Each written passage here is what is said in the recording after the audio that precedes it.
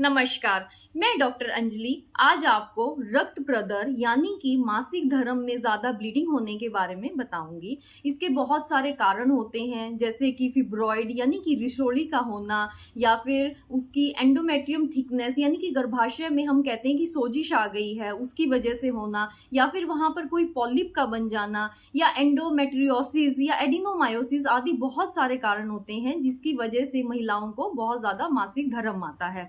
या बहुत सारे शारीरिक कारण भी होते हैं, जैसे कि थायराइड की समस्या यदि महिलाओं को होती है, या उसने बहुत लंबे समय से जो बर्थ ओसीपी पिल्स का जो उसने सेवन किया है उसकी वजह से उसका साइकिल बिगड़ जाता है और उसे ज्यादा मात्रा में मासिक धर्म आता है।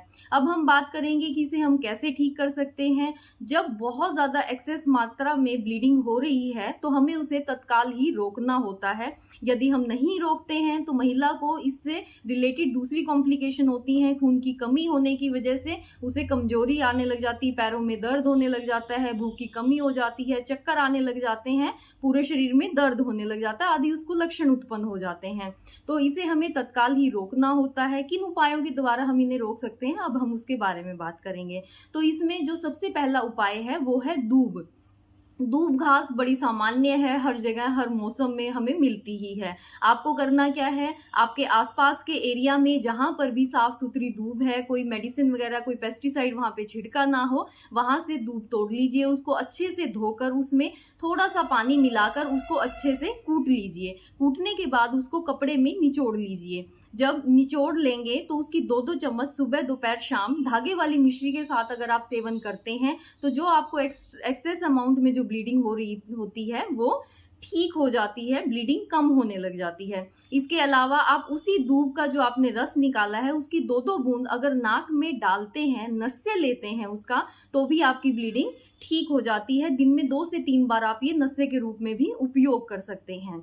या आप इसके अलावा बड़ भी सभी भली भांति परिचित हैं। आपको करना क्या है, जो बड़ का पेड़ है उसके 3-4 पत्ते तोड़ लीजिए, उसको तवे पे गरम कर लीजिए, और तवे पे गरम करने के बाद उसमें थोड़ा सा घर पे आपके पास जो भी तेल उपलब्ध है उस तेल को बड़ के पत्ते के ऊपर लगाकर अपनी नाभि के नीचे वाले एरिया में बांध लीजिए, और ऊपर से कोई चुन्नी आदि से उसको अच्छे से कवर कर लीजिए।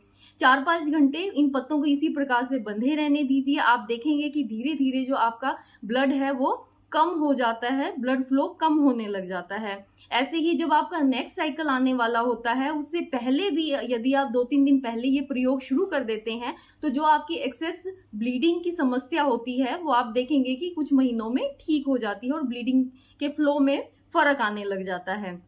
तो ये उपाय भी बहुत ही सरल है, आपके आसपास ही उपलब्ध है, तो इसको भी आप जरूर प्रयोग में लेके आएं। उसके अलावा बहुत सारी सामान्य दवाइयां हमारे पास होती हैं, जैसे कि फिटकड़ी है हमारे पास। फिटकड़ी को तवे पे भून लीजिए और उसका पाउडर कर लीजिए। उस पाउडर को आप पके हुए केले के साथ या वैसे ही शहद के साथ लेते हैं तो उससे लाभ मिलता है आपको। पके हुए केले को शहद के साथ खाते हैं तो उससे भी आपको अच्छा लाभ देखने को मिलता है। इसके अलावा और भी दवाइयां जैसे कि नाग केसर चूर्ण बहुत आसानी से हमें मिल जाता है, दुकान पे पंसारी के पास मिल जाता है। आधा चम्मच यदि इसके चूर्ण को आप शहद के साथ चाटते हैं या फिर चावल के पानी के साथ, 1 चम्मच चावल को 1 गिलास पानी में भिगो दीजिए, उस पानी को 2 घंटे भीगे रहने पर छान लीजिए। तो नाग केसर चूर्ण को यदि उस चावल के पानी के साथ लेते हैं तो भी जो ब्लीडिंग है वो कम हो जाती है, उसमें आपको धीरे धीरे उसमें फर्क पड़ने लग जाता है, उसमें आपको लाभ मिलता है। इसके अलावा और भी बहुत अच्छी अच्छी दवाइयां आयुर्वेद में हैं। बहुत सारे रोगी एलोपैथी मेडिसिन लेने के बाद भी उनकी ब्लीडिंग कंट्रोल नहीं हो रही होती है और इन सरल उपायों के द्वारा भी उनकी ब्लीडिंग कंट्रोल हो जाती है। ऐसे ही हम लाक्षा का चूर्ण हमें मिलता है और उसमें शालमली का जो निर्यास है, दोनों को अगर 1-1 ग्राम की मात्रा में हम दोनों को मिक्स करके लेते हैं तो उससे भी तत्काल ही जो ब्लीडिंग है वो स्टॉप हो जाती है। बहुत सारे सामान्य उपाय भी हम कर सकते हैं, जैसे कि जो फिटकड़ी है उसके पानी में कॉटन को भिगो के यदि आप उसको पेट पे या फिर वेजाइनल एरिया में रख लेते हैं तो भी ब्लीडिंग स्टॉप हो जाती है। या नाभि के नीचे ठंडे पानी का आइस पैक रखते हैं या वहां पर आप ठंडा पानी डालते हैं तो उससे भी धीरे धीरे ब्लीडिंग कंट्रोल हो जाती है। ये जो मैंने आपको अभी उपाय बताए हैं ये तत्काल हैवी ब्लीडिंग को कंट्रोल करने के लिए है। यदि आपको पूर्ण चिकित्सा लाभ चाहिए तो जो हैवी ब्लीडिंग का कारण है, जो उसका मूल कारण है, फिब्रॉइड है या वहाँ की सोजिश है, जो भी शारीरिक कारण है, उस कारण का ट्रीटमेंट आपको लेना पड़ता है। पूर्णतः ट्रीटमेंट आपका तभी होता है। ये जो मैंने आपको उपाय बताए हैं, ये तत्काल शरीर क्षीण ना हो, शरीर में से रक्त ज्यादा मात्रा में ना निकले, तो उस तत्काल का लाभ देने के लिए ये सारे मैंने आपको उपाय बताए हैं।